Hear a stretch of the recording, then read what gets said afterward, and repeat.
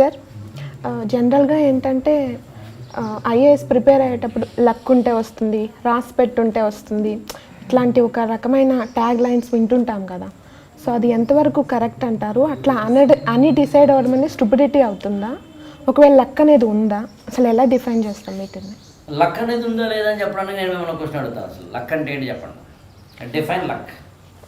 అంటే సిచ్యువేషన్స్ అన్నీ అనుకూలిస్తే లక్ అనేది నా feeling. Super, really hats off. అన్ని పరిస్థితులు మీకు అనుకూలిస్తే అదృష్టం, అనుకూలించాల్సిన పరిస్థితులు అనుకూలించకపోతే దురదృష్టం. సింపుల్ చెప్పాలంటే, ఓకేనా అండి?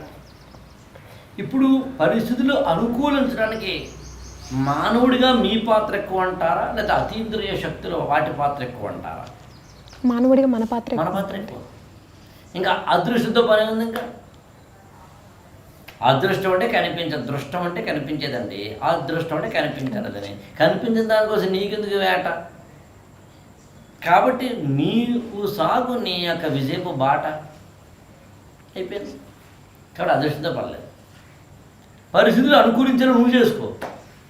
నీ తెలివితేటలు వాడు, నీ ప్రిపరేషన్ లెవెల్ వాడు, నీ యొక్క కోచింగ్ సెంటర్ యొక్క మెటీరియల్ వాడు, గురువుతో కాంటాక్ట్లో ఉండు, ప్రిపరేషన్ బాగా చేయి.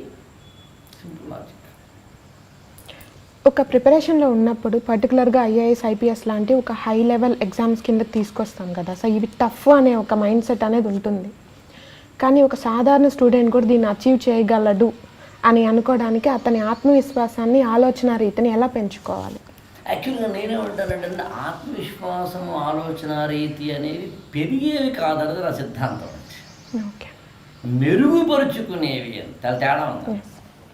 అంటే ఆత్మవిశ్వాసం కానీ, లేకపోతే ఇప్పుడు నేను దాన్ని మనం మాట్లాడుకున్న ఇతరతర విషయాలకైనా బంగారం లాంటివి అనుకుంటే, మీ దగ్గర 5 గ్రాముల బంగారం ఉందనుకోండి, 5 గ్రాముల బంగారాన్ని మీరు 6 గ్రాములు చేయలేరు. నా పాయింట్ మీరు క్యాచ్ చేయాలి. 5 గ్రాముల బంగారాన్ని షైనింగ్ చేయగలరు. అది నీకు ఆల్రెడీ ఉన్న ఆత్మవిశ్వాసము, నీకు ఆల్రెడీ ఉన్న ఐక్యూ, నీకు ఆల్రెడీ ఉన్న ఆలోచన శక్తిని నువ్వు పెంచలేవు. అది డిసైడ్ అవ్వబ్బా. నేను మళ్ళీ చెప్తున్నాను, ఎందుకు ఇంత లొల్లి? అదే మీకు ఇన్నవర్ ఎన్హాన్స్మెంట్ చేయగలవు. తేడా ఉందండి. అంటే ఏంటి సార్ అంటే, ఇది సెల్ ఫోన్ అండి. దీనికంటూ ఒక మెమరీ, దీనికంటూ ఒక ఇన్బిల్ట్ కెపాసిటీ ఉంటుంది. ఏదో ఇంత మెగాబైట్స్, అంత కెపాబైట్స్, ఈ బైట్స్, నేమ్ ఇట్.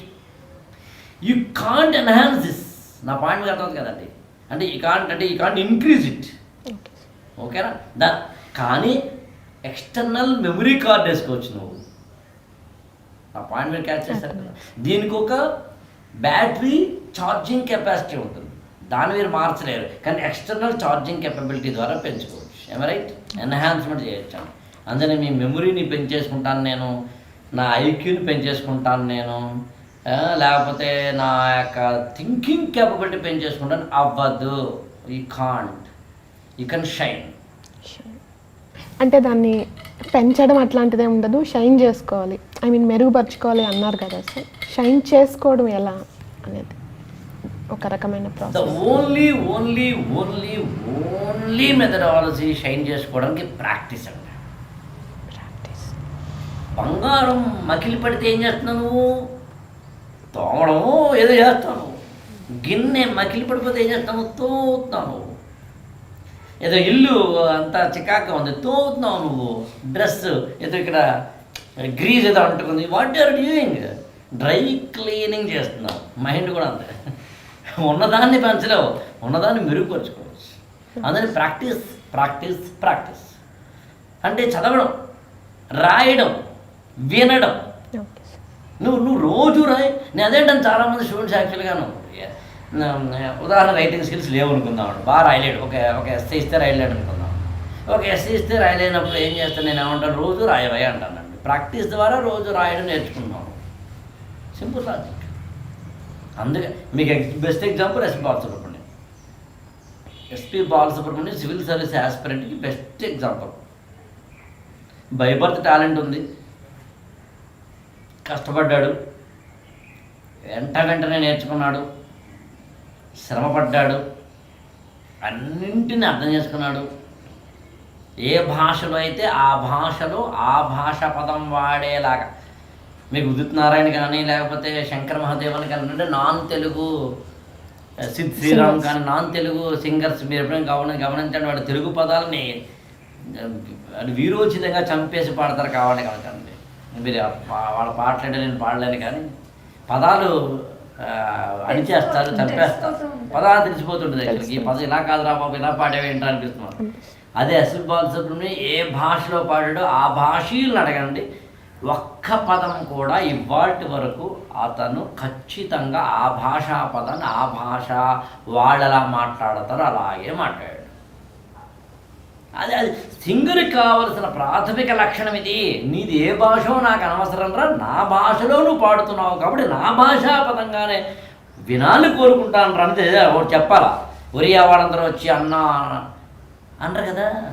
మరి అలా యూపీఎస్సీకి ఏం కావాలో తెలుసుకో, ప్రాక్టీస్ చేయ. నా మెమరీ లేదు అయితే మెమరీ ఇంప్రూవ్ చేసుకోవడం కాదు, మెమరీని షైన్ చేసుకో.